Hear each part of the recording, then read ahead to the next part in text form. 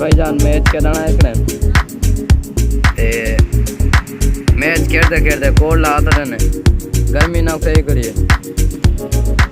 छक्के मार नहीं सकते। मेरे इस्लामी भाइयों ए मेरा दोस्त है मैच खेलना है करे नज़ादी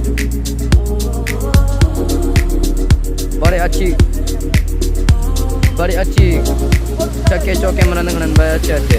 और मैच खेलते पाने बाल करन सारे ये शोदा एक रुई खने बड़ा मैच खेलते इल्ली पिली खेलते खने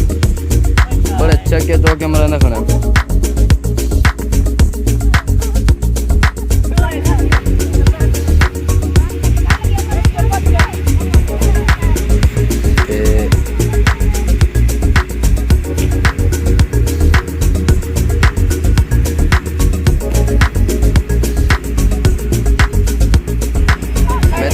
भैया